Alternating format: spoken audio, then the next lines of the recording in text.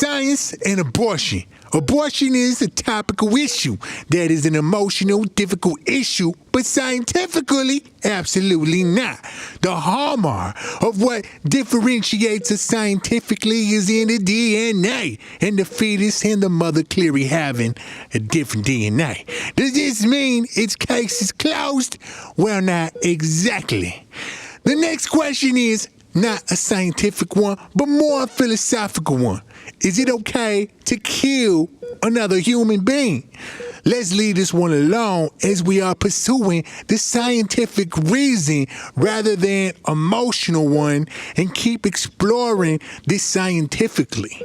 If we are still unconvinced that the unique genetic code is not enough to differentiate mother from child, let's look at some other aspects. At 21 weeks, the baby is viable.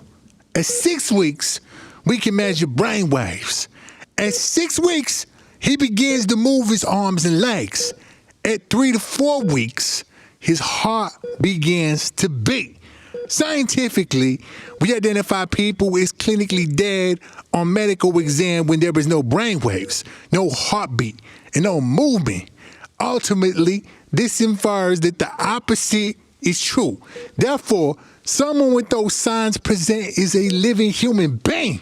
In conclusion, there is a lot of scientific evidence that abortion is taking the life of a human being. However, science did not comment on whether this act is right or wrong.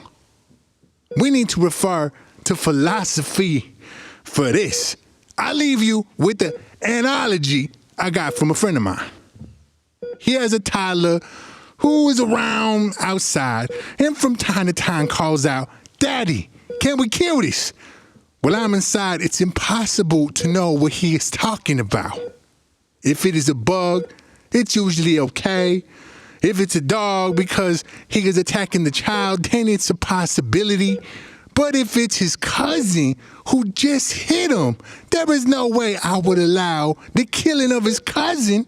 It could be either of these three things. And unless I'm certain I know what the child is talking about, I'm safer to either check to see if it is a human first, or if I'm not able to at the time, simply not allow him to kill the thing. I find this analogy useful for abortion, but as a scientist, I leave the conclusion of the scientific evidence to philosophers from here.